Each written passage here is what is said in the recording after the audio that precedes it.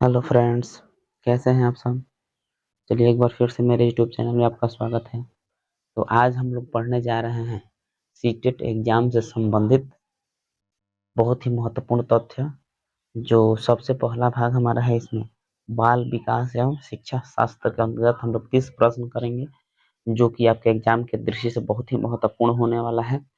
चलिए सबसे पहले हम इसमें क्वेश्चन 1 देखते हैं, यानी कि इस भाग से हमें 30 प्रश्न करना होगा। तो सबसे पहला क्वेश्चन हमारा है के मासिबो यानी कि सीबीएसई द्वारा अपनाए गए प्रगतिशील शिक्षा के प्रतिमान में बच्चों का समाजीकरण जिस प्रकार से किया जाता है, उससे अपेक्षा की जा सकती है कि वे मतलब किस प्रकार परिवर्तन कर सकते हैं। तो ये ऑप्शन हमारा हो जाएगा 2 नंबर, यानी कि आंसर क्या हो जाएगा, वे सामाजिक कार्य में सक्रिय भागीदारिता का निर्वाह करें तथा सामाजिक कौशल सीखें।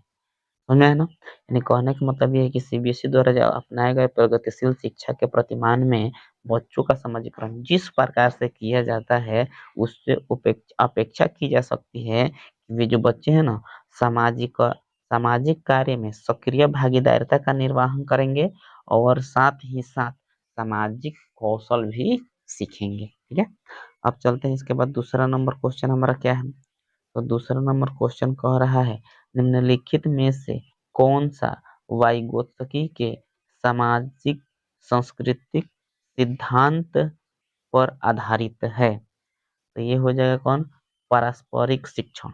पारस्परिक शिक्षण जो है वो क्या है, वाइ वाइगोत्स्की के सामाजिक सांस्कृतिक सिद्धांत पर आधारित है।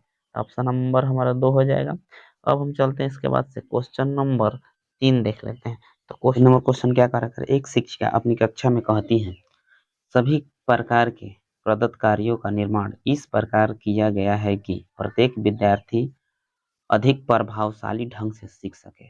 अतः सभी विद्यार्थी बिना किसी अन्य की सहायता से अपना कार्य पूर्ण करें। वह कोहल वर्ग के किस नैतिक विकास के चरण की ओर संकेत दे रही है। यानी क्वेश्चन का मतलब है कि कह रहे हैं कोई शिक्षिका है जो अपने क्लास में अपने बच्चों को यह बता रही हैं कि सभी प्रकार के कार्यों को करने के लिए इस नियम का निर्माण किया जाता है कि प्रत्येक विद्यार्थी उस कार्य को मतलब किसी दूसरे के सहायता के अलावा मतलब अपने से स्वयं कर ले। ठीक है, तो ये किस सिद्धांत के अनुसार है, यानी किस सिद्धांत की ओर संकेत कर रही हैं। तो इनका संकेत जो है वो औपचारिक चरण 4 कानून और व्यवस्था की ओर संकेत कर रही है। ठीक है, कौन सा आंसर हो जाएगा, ऑप्शन नंबर ए, औपचारिक चरण 4 कानून व्यवस्था। आगे बढ़ते हैं, क्वेश्चन नंबर 4 नंबर देख लेते हैं। कह रहा है क्वेश्चन नंबर 4 कि 14 वर्षीय देविका अपने आप से पृथक स्वनियंत्रित व्यक्ति की भावना को विकसित करने का प्रयास कर रही है। वह विकसित कर रही है मतलब क्या विकसित कर रही है, कोई 14 वर्षीय लड़की है। ठीक है, यानी 14 वर्षीय देविका अपने आप से पृथक स्व स्वनियंत्रित व्यक्ति की भावना को विकसित करने का प्रयास कर रही है। तो वह विकसित कर रही है, क्या विकसित कर रही है, यानी कि स्वायत्ता को विकसित कर रही है। समझ में आ रहा है। ऑप्शन नंबर हमारा हो जाए क्या, 2, स्वायत्तता। यह हो गया। अब आगे बढ़ेंगे हम क्वेश्चन नंबर 5 की तरफ। तो क्वेश्चन नंबर 5 हमारा क्या कह रहा है, कह रहा है प्रगतिशील शिक्षा के संदर्भ में निम्नलिखित में से कौन सा कथन जॉन डीवी के अनुसार समुचित है। ठीक है, ये कह रहा है प्रगतिशील शिक्षा के संदर्भ में निम्नलिखित में से कौन सा कथन जॉन डीवी के अनुसार समुचित है। ये हो जाएगा ऑप्शन नंबर 2, यानी कि विद्यार्थियों को स्वयं ही सामाजिक समस्याओं का सुलझाने में सक्षम होना चाहिए। ठीक है, ठीक है, यानी कोई भी समस्या हो तो विद्यार्थी उसे स्वयं ही सुलझा लें। ठीक है, तो यही जॉन डीवी के अनुसार है। आगे बढ़ते हैं, क्वेश्चन नंबर 6, अरे भाषा अवबोधन से संबंध विकार है। भाषा अवबोधन से संबंध विकार है, तो भाषा घात ऑप्शन नंबर 4 हो जाएगा। भाषा घात यानी भाषा अवबोधन से संबंध किसका है, भाषा घात का है। ठीक है, चलिए इसके बाद हम देखते हैं क्वेश्चन नंबर 7। तो क्वेश्चन नंबर 7 क्या कह रहा है? कह रहा है निम्नलिखित में से कौन सा आलोचनात्मक दृष्टिकोण बहुब्रीहि सिद्धांत में संबंध नहीं है? क्या कर रहा है क्वेश्चन? निम्नलिखित में से कौन सा आलोचनात्मक दृष्टिकोण बहुब्रीहि सिद्धांत से संबंधित नहीं है? तो हो जाएगा कौन? यानी कि ये वाला ऑप्शन नंबर 3, यानी कि प्रतिभाशाली विद्यार्थी प्राय एक क्षेत्र में ही अपनी विशिष्ट प्रदर्शित करते हैं। ये सिद्धांत उससे संबंधित नहीं है। और जो तीसरा जो 3 है, 1 नंबर, 2 नंबर और 4 नंबर, ये इस सिद्धांत से संबंधित है। ठीक है, अब हम चलते हैं क्वेश्चन नंबर 8 की तरफ। तो क्वेश्चन नंबर जो 8 है वह क्या कह रहा है, देख लेते हैं। क्वेश्चन नंबर 8 कह रहा है कि बहुब्रीहि सिद्धांत का वैध नहीं माना जा सकता है, क्यों? यानी बहुब्रीहि सिद्धांत को वैध नहीं माना जाता है क्योंकि विशिष्ट परीक्षणों के अभाव में भिन्न वृद्धियों का मापन संभव नहीं है। क्या हो जाएगा इसका आंसर? ऑप्शन नंबर ए हो जाएगा। विशिष्ट परीक्षणों के अभाव में भिन्न वृद्धियों का मापन संभव नहीं है, यानी किसी वृद्धि को मापने के लिए हमें उसका जांच पड़ताल करना पड़ता है। तो एक बिना परीक्षणों द्वारा, बिना जांच के द्वारा किसी भी वृद्धियों का मापन संभव नहीं है। ऑप्शन नंबर ए हो जाएगा इसका आंसर। अब चलते हैं क्वेश्चन नंबर 9। तो 9 नंबर क्वेश्चन नंबर कर है कक्षा में विद्यार्थियों के वैयक्तिक विभेद क्या होता है? यानी कक्षा में विद्यार्थियों के वैयक्तिक विभेद क्या होता है? लाभकारी है, क्योंकि ये विद्यार्थियों को संज्ञात्मक संरचनाओं को खोजने में अध्यापकों को प्रवृत्त करते हैं। क्यों? कक्षा में विद्यार्थियों का वैयक्तिक विभेद का मतलब क्या हो जाएगा? लाभकारी है। क्या है? अगर कक्षा में अगर विद्यार्थी व्यक्तिगत विभेद करते हैं तो क्या है? लाभकारी है। क्यों? क्योंकि ये विद्यार्थियों के संज्ञात्मक संरचनाओं को खोजने में अध्यापकों को प्रवृत्त करता है। ठीक है, तो ऑप्शन नंबर 4 हो जाएगा 9 नंबर का आंसर। ठीक है, 10 नंबर क्वेश्चन है। ठीक है, 10 नंबर क्वेश्चन हमारा क्या कह रहा है? 10 नंबर क्वेश्चन कर विद्यालय आधारित आकलन प्रारंभ किया गया था। विद्यालय आधारित आकलन प्रारंभ किया गया था ताकि सभी विद्यार्थियों के संपूर्ण विकास को निश्चित किया जा सके। ताकि सभी विद्यार्थियों के संपूर्ण विकास को निश्चित किया जा सकते। ऑप्शन नंबर हो जाएगा हमारा क्या? 2। ठीक है, आगे बढ़ते हैं। इसके बाद से क्वेश्चन नंबर 11 देख लेते हैं। तो जो क्वेश्चन नंबर 11 है वह कह रहा है निम्नलिखित में से कौन सा एक अन्य विकल्पों में संबंध नहीं है? निम्नलिखित में से कौन सा एक अन्य विकल्पों से संबंध नहीं है? तो ये हो जाएगा स्व आकलन के कौशल को प्रतिमानित करना। स्व आकलन के कौशल को प्रतिमानित करना, ये इससे संबंधित नहीं है। ऑप्शन नंबर 4 हो जाएगा आंसर। अब चलते हैं क्वेश्चन नंबर 12 की तरफ। तो जो क्वेश्चन नंबर 12 है वह कह रहा है कि निम्नलिखित में से कौन सा प्रश्न अपने विशिष्ट क्षेत्र से ठीक तरह से मिलता हुआ है? ठीक है, तो इसका हो जाएगा निर्धारित कीजिए कि दिए गए मापक विश्लेषण में से कौन सा मापन आपको उत्तम परिणामों को पाने में सर्वाधिक प्रवृत्त है। ठीक है, तो इसका आंसर हो जाएगा कितना? यानी कि इसका जो आंसर है 12 नंबर का आंसर हो जाएगा 4 नंबर। ठीक है, यानी कि 12 का ऑप्शन नंबर हो जाएगा हमारा कितना? 4। निर्धारित कीजिए कि दिए गए मापक विश्लेषण में से कौन सा मापक आपको उत्तम परिणाम को पाने में सर्वाधिक प्रवृत्त कर सकता है। तो ये हमारा आंसर हो जाएगा। ठीक है, अब चलते हैं इसके बाद से क्वेश्चन नंबर 13 देख लेते हैं। क्वेश्चन नंबर 13 कह रहा है निम्नलिखित में से कौन सी सर्वाधिक प्रभावकारी विधि हो सकती है जो आपकी इस अपेक्षा को पूरी कर सके कि वंचित विद्यार्थी अपनी भागीदारिता द्वारा सफल हो सके? इसका हो जाएगा। ठीक है, क्वेश्चन समझ में आया आपको? एक बार हम और क्वेश्चन पढ़ देते हैं, ध्यान से आप लोग समझ लीजिएगा। तो क्वेश्चन नंबर 13 कह रहा है कि निम्नलिखित में से कौन सी सर्वाधिक प्रभावकारी विधि हो सकती है जो आपकी इस अपेक्षा को पूरी कर सके कि वंचित विद्यार्थी अपनी भागीदारिता द्वारा सफल हो सके। ठीक है, तो इसका आंसर हो जाएगा हमारा क्या, ऑप्शन नंबर 1। ठीक है, ऑप्शन नंबर 1 आंसर हो जाएगा। आप उनकी सफलता हेतु उनकी क्षमता में विश्वास को अभिव्यक्त करें, यानी उसके सफल होने के लिए जो उसका विश्वास है उसको आप क्या करें, बढ़ाएं। ठीक है, आगे बढ़ते हैं। इसके बाद से 14 नंबर क्वेश्चन देख लेते हैं। तो 14 नंबर क्वेश्चन क्या कह रहा है कि निम्नलिखित में से कौन सा विकासात्मक विकार का उदाहरण नहीं है। निम्नलिखित में से कौन सा विकासात्मक विकार का उदाहरण नहीं है। तो हो जाए कौन, पर अभिघातज तनाव।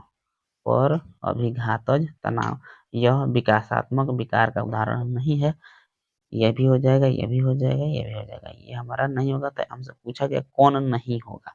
तो कौन नहीं होगा, ऑप्शन नंबर 3 यानी कि पर अभी घातक तनाव नहीं होगा। ठीक है, आगे की तरफ बढ़ते हैं। उसके बाद से क्वेश्चन नंबर 15।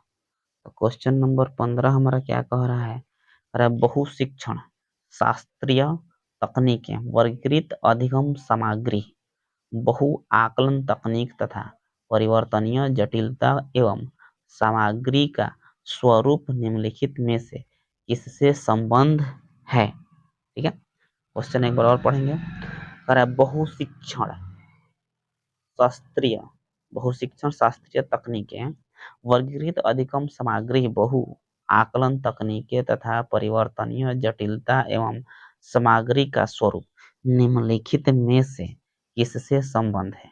ये किससे संबंध है, तो इसका आंसर हो जाएगा ऑप्शन नंबर 3 विभेदित अनुदेशन। किससे संबंधित है, यानी कि विभेदित अनुदेशन से संबंधित है। ठीक है, आगे बढ़ते हैं। क्वेश्चन नंबर 16 देखते हैं। तो क्वेश्चन नंबर 16 क्या कर, निम्नलिखित में से प्रतिभाशाली अधिगम कर्ताओं के लिए क्या समुचित है।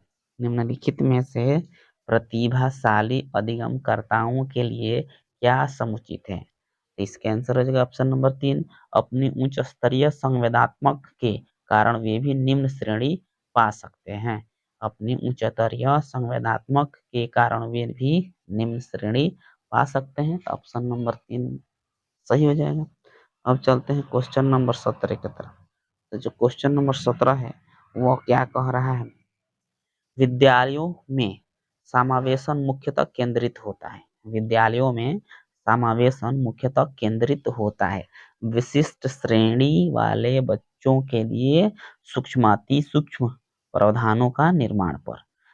क्या हो जाएगा इसका आंसर, विद्यालयों में समावेशन मुख्य केंद्रित होता है विशिष्ट श्रेणी वाले बच्चों के लिए सूक्ष्माति सूक्ष्म प्रावधानों के निर्माण पर। ऑप्शन नंबर 1 आंसर हो जाएगा 17 नंबर का। ठीक है, अब आगे बढ़ते हैं। क्वेश्चन नंबर 18 देख लेते हैं। तो जो क्वेश्चन नंबर 18 है वह कह रहा है बच्चों में सीखी गई निस्सहायता का कारण है। बच्चों में सीखी गई निस्सहायता का कारण है। इसका निस्सहायता का क्या कारण है, इस व्यवहार को अर्जित कर लेना कि वे सफल नहीं हो सकते हैं। पहले ही हम जान जाएं कि बच्चे ये सफल नहीं हो सकते हैं, तो ये उनके निस्सहायता का सबसे मुख्य कारण होता है। ठीक है, ऑप्शन नंबर ए यानी कि ऑप्शन नंबर 1 हो जाएगा सही आंसर। ठीक है, आगे बढ़ते हैं क्वेश्चन नंबर 19 की तरफ। तो क्वेश्चन नंबर जो 19 है वो कह रहा है यदि एक विद्यार्थी विद्यालय में लगातार निम्नतर श्रेणी प्राप्त करता है। यदि एक विद्यार्थी विद्यालय में क्या करता है, निम्नतर श्रेणी प्राप्त करता है, तो उसके अभिभावक को उसकी सहायता हेतु परामर्श दिया जा सकता है। यानी उसके अभिभावक जो हैं वो क्या परामर्श दे सकते हैं, तो वो अध्यापकों को घनिष्ठ संगति में कार्य करें। यानी कि वो अध्यापकों की घनिष्ठ संगति में कार्य करें, ये अभिभावकों द्वारा उसको मतलब परामर्श दिया जा सकता है। ऑप्शन नंबर 1 आंसर हो जाएगा। अब चलिए इसके बाद हम देखते हैं 20 नंबर का क्वेश्चन। तो 20 नंबर क्वेश्चन क्या कहता है, कह रहा है निम्नलिखित में से समस्या समाधान को क्या बाधित नहीं करता है। निम्नलिखित में से समस्या समाधान को क्या बाधित नहीं करता है। तो अंतर्दृष्टि जो है वह समस्या समाधान को बाधित नहीं करता है। चलिए इसके बाद क्वेश्चन आता है 21 नंबर। तो 21 नंबर क्वेश्चन क्या कह रहा है? 21 नंबर क्वेश्चन कह रहा है कि एक शिक्षिका पाठ को पूर्व पठित पाठ से जोड़ते हुए बच्चों को सारांश लिखना सिखा रही है। एक शिक्षिका पाठ को पूर्व पूर्व पठित पाठ से जोड़ते हुए बच्चों को सारांश लिखना सिखा रही है। वह क्या कह रही हैं? मतलब वो शिक्षक हैं जो वो क्या क्या कर रही हैं? तो बच्चों को पाठ समझाने की स्वशैली विकसित करने में सहायता कर रही हैं। यानी अगर कोई शिक्षक है उसको पढ़ाकर उसको दूसरा पाठ का सारांश लिखवा रहा है तो वह क्या कर रहा है? तो वह यही कर रहा है कि बच्चों को पाठ समझने की स्वयं शैली विकसित करने में सहायता कर रहे हैं कि बच्चे जो हैं पाठ को आसानी से समझ लेते हैं। हमारा ऑप्शन 1 हो जाएगा सही। ठीक है, चलिए आगे देखते हैं हम 22 नंबर क्वेश्चन। तो 22 नंबर क्वेश्चन हमारा क्या कह रहा है? ठीक है, करेक्ट क्वेश्चन। एक बच्चा अपनी मातृभाषा सीख रहा है, वह दूसरा बच्चा वही भाषा द्वितीय भाषा के रूप में सीख रहा है। दोनों निम्नलिखित में से कौन सी समान प्रकार की त्रुटि कर सकते हैं? तो दोनों मतलब एक बच्चा जो है वही भाषा अपनी मातृभाषा के रूप में सीख रहा है और दूसरा जो है उसको दूसरा भाषा के रूप में सीख रहा है। तो कह रहा है कि दोनों बच्चे मतलब किस प्रकार की त्रुटि कर सकते हैं? तो इसमें आंसर हो जाएगा हमारा कौन? विकासात्मक त्रुटि। ऑप्शन नंबर क्या हो जाएगा? 3। विकासात्मक त्रुटि वे लोग दोनों कर सकते हैं। ठीक है, अगला प्रश्न हम देखते हैं। अगला प्रश्न हमारा क्या कह रहा है?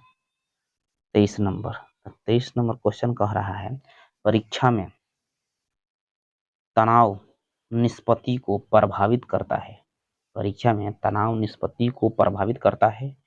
यह तथ्य निम्नलिखित में से किस प्रकार के संबंध को स्पष्ट करता है? संज्ञान भावना को स्पष्ट करता है। इसको स्पष्ट करता है, संज्ञान भावना को स्पष्ट करता है। ऑप्शन नंबर 1 आंसर हो जाएगा इसका। ठीक है, आगे बढ़ते हैं क्वेश्चन नंबर 24। तो क्वेश्चन नंबर 24 हमारा क्या कह रहा है? एक अध्यापक, क्वेश्चन 24 कह रहा है कि एक अध्यापक, ठीक है, एक अध्यापक उस बच्चे के साथ परामर्श करते हैं जिसकी निष्पत्त्यात्मक प्रगति एक दुर्घटना के पश्चात अनुकूल नहीं है। निम्नलिखित में से कौन सी प्रक्रिया विद्यालय में परामर्श के लिए सबसे बेहतर हो सकता है? ठीक है, क्वेश्चन समझ लेते हैं एक बार और एक अध्यापक उस बच्चे के साथ परामर्श करते हैं जिसकी निष्पत्त्यात्मक प्रतिगत प्रगति एक दुर्घटना के पश्चात अनुकूल है। निम्नलिखित में से कौन सी प्रक्रिया विद्यालय में परामर्श के लिए सबसे बेहतर हो सकती है? तो सबसे बेहतर क्या हो सकती है? वह अपने विचारों द्वारा खोज करने हेतु लोगों में आत्मविश्वास का निर्माण करता है। क्या क्या हो जाएगा? वह अपने विचारों द्वारा खोज करने हेतु लोगों में आत्मविश्वास का निर्माण करता है। यह सबसे कथन बेहतर होगा। ठीक है, आगे बढ़ते हैं इसके बाद से 25 नंबर क्वेश्चन। तो 25 नंबर क्वेश्चन हमारा क्या कहता है? कह रहा है कि एक विद्यार्थी उच्च स्तरीय सृजनशील रंगमंचीय कलाकार बनना चाहता है। क्या बनना चाहता है? उच्च स्तरीय सृजनशील रंगमंचीय कलाकार बनना चाहता है। उसके लिए निम्नलिखित में से कौन सा उपाय सबसे कम प्रेरक होगा? यानी कि उसमें से जो उपाय है कौन सबसे कम प्रेरक होगा? यानी 4 ऑप्शन दिया है तो इसमें से हो जाएगा राज्य स्तरीय प्रतियोगिताओं को जीतने का प्रयास करना ताकि छात्रवृत्ति पाई जा सके। ये हो जाएगा, यानी इसका उसको कम उत्प्रेरक करेगा, उसको कम मतलब आगे की तरफ बढ़ने की चेष्टा देगा। Option number A is the correct answer, यानी कि 1 नंबर इसका आंसर हो जाएगा। ठीक है, अब चलते हैं इसके बाद से क्वेश्चन नंबर 26। तो क्वेश्चन नंबर 26 हमारा क्या कहता है? कह रहा है इनमें से कौन सा सिद्धांतकार इनमें से कौन सा सिद्धांतकार यह मत स्पष्ट करता है कि बच्चे अपनी वृद्धि व विकास हेतु कठोर अध्ययन करते हैं? इनमें से कौन सा सिद्धांतकार, यहाँ पे 4 सिद्धांतकार दिए हुए हैं, उनमें से यह पूछ रहा है कि वो कौन कहते हैं, इनका किनका मत है कि कौन यह स्पष्ट करता है कि बच्चे अपनी वृद्धि व विकास हेतु कठोर अध्ययन करते हैं। किसने कहा था? मास्लो ने कहा था। ठीक है, ऑप्शन नंबर 2 हो जाएगा मास्लो। के बाद आते हैं 27 नंबर क्वेश्चन देखते हैं। तो 27 नंबर क्वेश्चन हमारा क्या कहता है, उसको देखा जाए। तो 27 नंबर क्वेश्चन हमारा कह रहा है कि निम्नलिखित में से कौन सा तत्व कक्षा में अधिगम हेतु सहायक हो सकता है? निम्नलिखित में कौन सा तत्व कक्षा में अधिगम हेतु सहायक हो सकता है? तो हो जाएगा अध्यापकों द्वारा बच्चों की स्वायत्तता को बढ़ावा या सहायता देना। क्या हो जाएगा? अध्यापकों द्वारा बच्चों की स्वायत्तता को बढ़ावा या सहायता देना। ये बच्चों के लिए मतलब क्या हो जाएगा? बहुत ही लाभकारी हो जाएगा कोई भी चीज सीखने के बाद आते हैं 28 नंबर क्वेश्चन। 28 नंबर क्वेश्चन हमारा कह रहा है परिपक्व विद्यार्थी। परिपक्व विद्यार्थी कौन होता है? अपने अध्ययन में कभी कभी भावनाओं की सहायता चाहते हैं। अपने अध्ययन में कभी कभी भावनाओं की सहायता चाहने वाले विद्यार्थी क्या होते हैं? परिपक्व होते हैं। तो ऑप्शन नंबर 3 हो जाएगा। अब चलते हैं इसके बाद से क्वेश्चन नंबर 29 देख लेते हैं। जो क्वेश्चन नंबर 29 है वह क्या कहता है देखा जाए। क्वेश्चन नंबर 29 कह रहा है पूर्ण विद्यालय में पहली बार आया बच्चा मुक्त रूप से चिल्लाता है। पूर्ण विद्यालय में पहली बार आया बच्चा मुक्त रूप से चिल्लाता है। 2 वर्ष पश्चात वही बच्चा जो प्रारंभिक विद्यालय में पहली बार जाता है तो वह अपने तनाव चिल्ला कर व्यक्त नहीं करता है, अपितु उसके कंधे व गर्दन की पेशियां तन जाती है। उसके इस व्यवहारिक परिवर्तन का क्या सैद्धांतिक आधार हो सकता है? कहने का मतलब ये है कि पूर्व विद्यालय में पहली बार जो बच्चा गया तो कोई भी भावना होता है तो उसको क्या करता है? चिल्ला कर व्यक्त करता है। लेकिन 2 वर्षों के बाद वही बच्चा है उसमें अब क्या करता है? अपने भावनाओं को चिल्ला कर नहीं व्यक्त करता है। ठीक है, तो कह रहा है कि अपितु, यानी कहने का मतलब ये है, ठीक है, अपितु उसके कंधे व गर्दन की पेशियों तन जाती है जब वो चिल्लाता है। इस व्यवहारिक परिवर्तन का क्या सिद्धांत पर मतलब किस सिद्धांत पर आधारित हो सकता है? इसका हो जाएगा क्या, यानी कि यह किस सिद्धांत पर आधारित हो सकता है? तो विभेद व एकीकरण विकास के लक्षण है। क्या है? विभेद व एकीकरण विकास के लक्षण है। ठीक है, अब हम चलते हैं इसके बाद 30 नंबर क्वेश्चन देख लेते हैं जो कि लास्ट क्वेश्चन है। तो 30 नंबर क्वेश्चन हमारा क्या कहता है उसको देखा जाए। तो 30 नंबर क्वेश्चन कह रहा है निम्नलिखित में कौन सा कथन सत्य है? निम्नलिखित में कौन सा कथन सत्य है? अनुवांशिक बनावट व्यक्ति के परिवेश की गुणवत्ता के प्रति प्रत्युत प्रत्युत्तरात्मक को प्रभावित करती है। क्या कह रहे हैं? अनुवांशिक बनावट व्यक्ति के परिवेश की गुणवत्ता के प्रति प्रत्युत्तरात्मक रूप को प्रभावित करती है। यही हमारा आंसर हो जाएगा और यही सही हो जाएगा। ठीक है, तो चलिए दोस्तों आज के लिए इतना ही। यदि मेरा वीडियो आपको अच्छा लगा तो लाइक करें, कमेंट करें, अपने दोस्तों में ज़्यादा से ज़्यादा शेयर करें। और यदि मेरे चैनल को अभी तक आपने सब्सक्राइब नहीं किया है तो मेरे चैनल को सब्सक्राइब कर लें, साथ में बेल आइकन को जरूर दबा दें ताकि मेरे वीडियो का नोटिफिकेशन हमेशा आप तक पहुँचता रहे। चलिए धन्यवाद। जय हिंद, जय भारत।